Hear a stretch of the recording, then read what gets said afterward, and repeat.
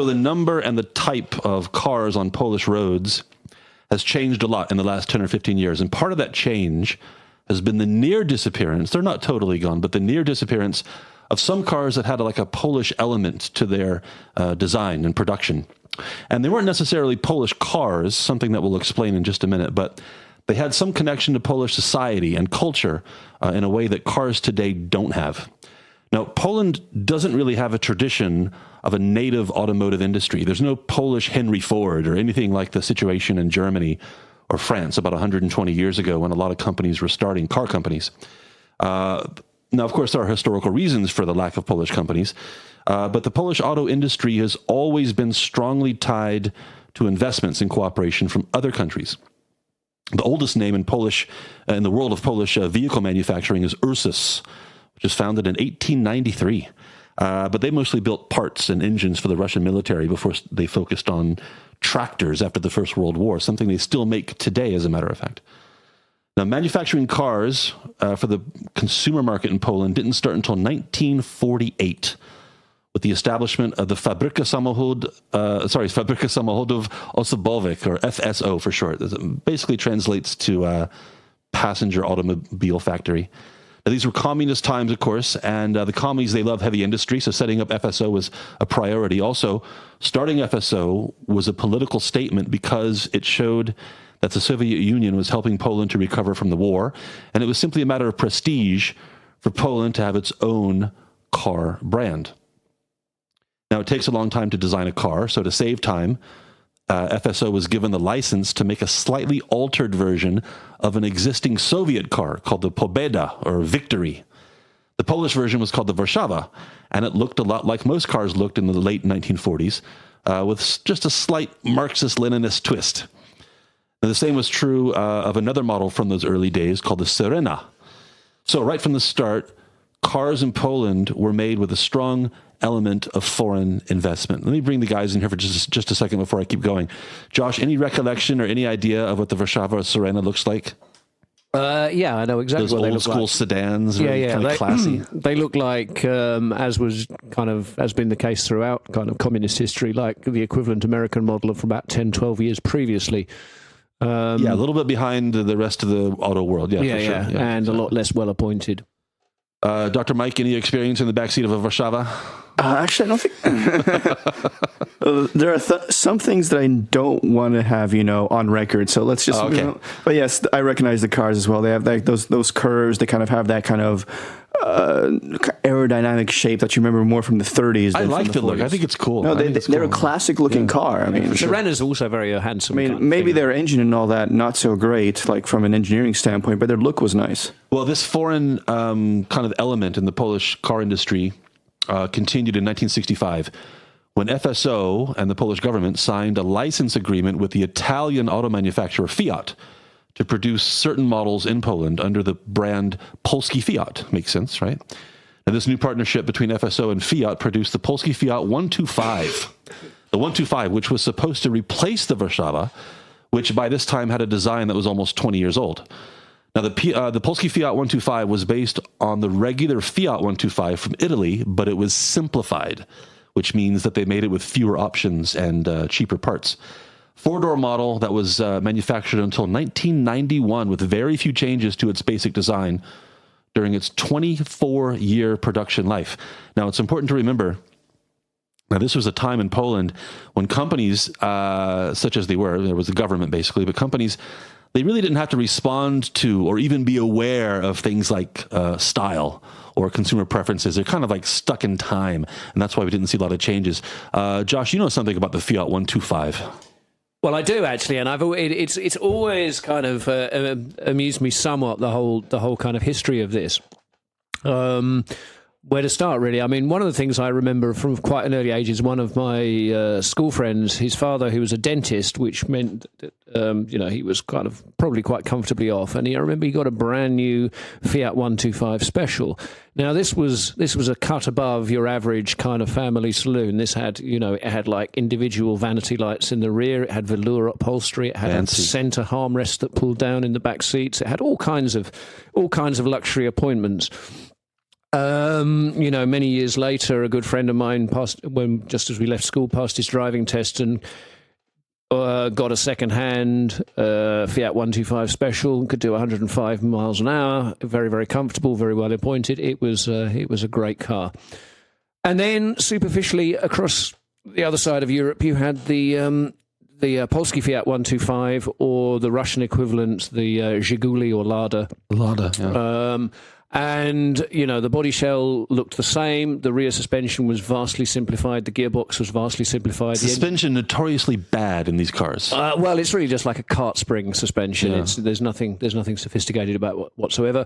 Also, not terribly well made. And I mean, if you don't know much about cars, you probably recognise these because they are essentially square. I remember reading one review of these back in the 1970s when the reviewer said whoever was responsible for designing the T-chest clearly got the brief for designing this, because it is about as square a car as you can possibly get. Very boxy, yeah. Yeah. Anyway, not terrifically good cars, but kind of go on and on and on and on. And I was talking to a Polish guy a few years ago who's a big fan of cars, and he said that actually one of the most prized things back pre-1989 was to get a hold of a genuine Fiat 125. They had an enormous premium because they were so much better than their Polish versions. Yes, yeah. And recognisably so. You could my God, look, that's an actual Fiat, not FSO. Nice. They got the real parts.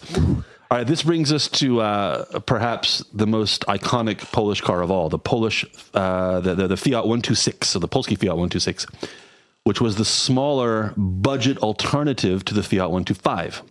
Now, at this point, we have to concentrate a little bit because we start to get into some different family trees here, some different lineages. As I mentioned a minute ago, the 125 was the replacement for the Warszawa. The 126 was the replacement of the Fiat 500, which you have, if you don't know what a 500 looks like, look it up on the internet, the original 500. It's tiny. It's it looks like a clown car, but at the same time, it's really stylish and cool. It just screams Italy 1955. It's a beautiful car, but it had, lived out its useful production life, and the Fiat 126 was the new version and the replacement of this, basically. So again, the 125 replaces the Warszawa, 126 replaces the Fiat 500. Now, anyway, in Poland, the Fiat 126 debuted in 1972, by the way. It was really the first car that was accessible to most people. Now, yes, there were other cars before, but its low price and political pressure to increase the production of consumer goods around this time made the 126 part of society like nothing before it. And even today, millions of people in Poland can remember family vacations spent in the 126, and millions more can remember it as the first car they ever owned. Dr. Mike, you're one of those people. Yeah, I remember my dad talking about this Fiat they had in the early 80s. It was a bright red car, almost an offensive color as the shirt you're wearing right now. Nice. And they were so happy to get it because even though one of the reasons they introduced the 126P, which was called the Maluch, the little one, the junior guy, was to motorize the nation, but still you had to get preferential treatment. First at work, you would have to get like a talon, a piece of paper certificate saying that you could buy the car. Then you would send in the money. Then you would wait 6 months, a year to show up at the factory, hope to get the car. And you didn't really have much choice in the color. Some people would bribe the officials for a color they wanted, but it was basically whatever color they were coloring it during that moment. But they got the car. They actually got the color they wanted, the red one. And, it was liberating. It was free. You could drive around, except for the fact that fuel was also extremely expensive. So, and you weren't allowed to drive outside of your own municipality or area as well without, going to the police station, registering, etc. Seriously? So, yeah, it's like... You had to stay in your neighborhood or your city? If you went to like another city, you had to actually say that you're in that other city. In the U.S., you have that still with like hotels where you have the guest list. But basically in Poland, if you were anywhere for more than 24 hours... You were supposed to register, basically. Yeah. What was the waiting time again for the Maluch? I guess it would have depended on different things. But it was basically months to years. It depended on, exactly. Like if you had friends in the right places, just pure luck as well. But it wasn't something that you could buy. You go to the dealership, you would hand them the paperwork saying that you were allowed to buy one. You give them money, and then we'll call paperwork. you. I'm allowed to buy. You, oh God, unbelievable. Yeah. Well, like Dr. Mike says, informally it was called the Maluch, which means like little one. And it was little. It weighed about 600 kilograms. It was 1 meter, 30 centimeters tall. and it had a 2-cylinder engine in the back that was about the size of a large motorcycle engine. It was also a huge success, if that's the right word, with almost 5 million units produced from 1972 until the last model left the factory in Bielsko-Biała, not far from where we are now, in the year 2000. But here's the thing. It's important to stress that contrary to what many people believe, and I was one of those people, the Fiat 126 was not a Polish car in the sense that it wasn't made for the Polish market. The Fiat 126 was an Italian car, a Fiat car, and it was sold all over the world. Strangely, they were a minor success in places like Australia, Brazil, and even Cuba. But no one bought as many as Poland, and that's and of course on top of that they were made here, and that's why they were associated almost exclusively with Poland. By the way, the version that's made for Poland is called the Fiat 126P, with the P standing for, do you want to guess? Poland, yeah. Poland, okay. to distinguish it from the regular Fiat 126. Now, remember what I said about the family trees? Get this. The Fiat 126, as I mentioned a minute ago, replaced the Fiat 500. The Fiat 126, again, production stopped in 2000. The Fiat 126 was replaced by the reincarnation of the Fiat 500. Only this time, it wasn't called the 500. Do you know what the Italian word for 500 is? Cinquecento. And so it was called the Cinquecento, which is 500, but the word instead of the number. So the first 500 was the number. It died, replaced by the Fiat 126, which was in turn replaced by the Fiat Cinquecento. And do you know what the Fiat Cinquecento was replaced by? Yeah, Fiat Seicento.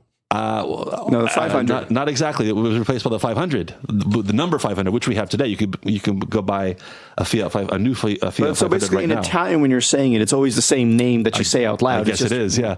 So there are 3 different incarnations of the Fiat 500. 2 of them using the number, 1 using the word, and in between the first and second incarnation was the Fiat 126. Affectionately known here as the Maluk. By the way, you might remember a story from about 2 years ago involving the 126 and Tom Hanks, of all people. He was in Budapest when he posted a picture on Twitter of himself standing next to a 126, and it got a lot of attention from people who'd never seen one before. Understandable. They said, what the hell is that? It's a car, okay.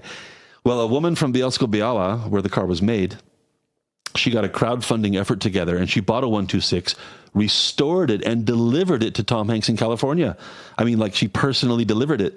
Look it up on YouTube. Really, really. Actually, maybe we'll put a link to it in the Facebook notes for this episode. Dr. Mike? It's funny to mention the fact that Tom Hanks is a pretty big guy, and I'm not talking about the movie. And this car is tiny, so him standing next to it, there's kind of a juxtaposition there. But I want to go back because you mentioned like the Maluk, the 126, were sold in a lot of countries. When we moved to Australia, my parents actually got a Maluk as well. It was the one that they were producing for the English market, so you had the steering wheel on the other side. And then we lived in Sydney, probably at the time with the only Maluk there. It was the most peculiar looking car. And there was a time we were doing quite well, and we were living in one of the eastern suburbs of Sydney, which were kind of like the snobby kind of part of town. What were you doing there? My dad was a taxi driver at the time. My mom was a waitress, and yet still somehow, we got lucky. But it was funny that we had your dad was a taxi driver with a Maluk. No, not with the Maluk. He had a regular, normal taxi, but the Maluk was the family car. And it was hilarious because he would drive around this part of town with like Porsches and Benzes everywhere. And at every intersection, the Maluk would drive off first because people were just staring at this. What is this thing? But another thing that I thought was hilarious was the fact that Welcome back, Dave. What was hilarious was the fact that my dad basically spent every weekend in the garage fixing that car, cleaning up cylinders, spark plugs, whatever, which I think kind of like brought him back and connected him with Poland because he knew all his friends back in Poland were also, stuck in their garages fixing their Maluks. So those cars could basically go 5 days before they broke down. They had you fix them. It made you part of a community to have a Maluk. Jesus Christ. Yeah. He finally says something tender and heartfelt on the KrakCast, and I interrupt him halfway through. Sorry, Mike, man, that was a fucking beautiful story there. We got one more. What are you talking about? We got one more car to cover because no discussion of Polish cars is complete without a mention of the Polonaise. Oh, God, no. Now, the Polonaise, also from FSO, first introduced in 1978. Is that the real boxy one? Yeah, well, they're all boxy, but this one was really boxy. It's kind of a saloon, though. 1978. Hatchback. And let's go back to our family tree. The Polonaise was supposed to replace the Fiat 125, which itself replaced the Warszawa, right? So it's like the grandchild of the Warszawa. What does Polonaise mean? based on the Chopin like a waltz, composition. basically. Yeah. All right, okay, sorry, I didn't know that. So, naming a car after a waltz is a bit soft, isn't it? Like, you want some kind of, aggressive jungle animal. A panther. An escort. Aye. Yeah, like a Astra or I don't know, whatever that is. But the Polonaise was FSO's chance to sell a higher grade car on the international market. And then they designed multiple configurations of different engine sizes and things like that. They made sure it passed the American and EU crash tests. What kind of horsepower are we talking here? I have no idea. Which is something that no other Eastern European car had done before that point. And they even made a pickup truck version. So they had big plans for the Polonaise. But the massive economic and political changes that came with the end of communism in 1989 forced them to change their plans. Suddenly, they were subject to the market forces of competition, and FSO was a huge and expensive liability to the Polish government. And so they recognized the opportunity to get some privatization cash and get rid of FSO. So the government started looking for a foreign partner to take over production. They found that partner in Daewoo, the South Korean industrial conglomerate. We've all heard of Daewoo, right? They're a huge, prosperous company right now. Oh, yeah. Massive, yeah. Just like Hyundai. And Samsung and all the rest, yeah. They're huge. They sell a lot of cars. 5 years after signing the agreement to take over FSO, they went bankrupt, or at least the automotive division went bankrupt. Daewoo did? Yeah. I didn't know. So How stupid of me. I FSO, really don't know. That was the anything. Daewoo, yeah. That's why I went out to get beer. Sorry. FSO was once again returned to the property of the Polish government. And the government, again, they got the asset back. And here's the weird part. They kept the rights to sell Daewoo branded cars until 2007. Yes, they actually negotiated the right to sell cars from a company that everybody knew went bankrupt. That is actually interesting. There is no marketing campaign that will help you to overcome the fact that just your brand knew is bankrupt. The cachet of a bankrupt South Korean brand would take it over the line absolutely. in the new age and dawn of capitalism. So not surprisingly, it was just a matter of a slow death after that. FSO looked for another investor, but nobody's that stupid. They started making parts and became a supplier for other companies. They still exist legally today, but it's hard to say what they do. You go to their website, they have a page that's called Information and Announcements. The page is empty. It's interesting, though. No idea what that means. Can I interrupt? Because I don't know anything about Polish cars, but the residual value of all brands is always interesting to me. Like DeLorean in Northern Ireland, there's always talk of relaunching the DeLorean. Also their assets too, like FSO had physical assets, industrial capacity, warehouses and things like that. What brands, Josh, from the 18th century would you like to see brought back? From the 18th century? Oh, I just got it here. So the point is, up until 10 or 12 years ago, you could drive and maybe 10-50% of the cars on the road would be an old Polski Fiat or a Polonaise.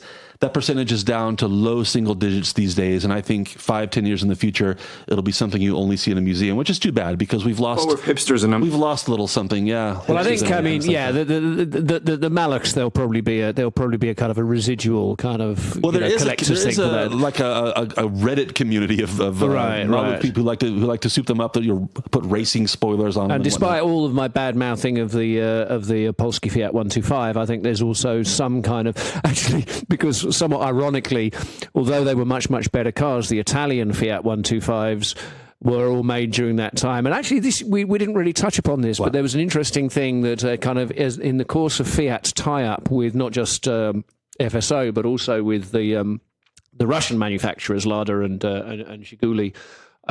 There was a deal of an exchange, or maybe the deal is not quite the word. The Italians were compelled to buy Russian steel, which was of an inferior quality, and imagine that. Many Europeans who were around and owning cars in the early 70s, even in the richer West, will be well familiar with the notion of cars rusting to pieces within a very, very short time because the steel was terrible and it was bought from Russia. And even in the 90s, Josh, like you used to see that all the time on cars, like the corner. You just don't see rusty cars anymore. It's because they're all made of fiberglass, not fiberglass, plastic, basically. Top Gear did a thing about this once where they were saying, it was only a few years ago, and they were saying, look, if you jump back usually 15 years on a car model, we used to look at them and they were wrecks, and they were showing how well preserved say a car from 2015, a 2000 model would be like just when they were starting to be there's no comparison. I mean, I remember my father buying a 3-year-old second-hand car in 1971, and it already had small patches of rust on it, and we kept it for like 2 or 3 years, and it wasn't good for much of any. Like cars lasted 5, 6, 7 years maximum in those days, whereas now you can buy a 25-year-old car reasonably comfortably. But I just want to quickly finish my point, because talking about rust and talking about steel, it seems only appropriate to talk about an irony, which is that iron or steel. Is that ironic in itself? An iron pun? It's sort of in a kind of ferrous sense. Oh my god! Is that it's a lot easier to get hold of a former communist Zhiguli or Polski Fiat or Lada 125 than it is to get a real Fiat 125, because there are hardly any real Fiat 125s from that era still alive. Is there a reason for that? Well, because they were made. I was just explaining the metal that they were made out. Because they literally rusted away. They literally rusted away, and also, of course, actually, Fiat stopped making them in about 1978, whereas in the communist countries they were still pumping them out right up until the 90s. So there's like an extra 30 years of production on this side. Yeah. Keep up, John. We did a lot of preparation. Okay. You're in the same room as us. Come on. Well, there's kind of what you need to know about the history of Polish automotive industry. 125, 126 for Warszawa Syrena, Polonaise, tractors and stuff like that. So, thanks for listening, guys. See you next time on the show.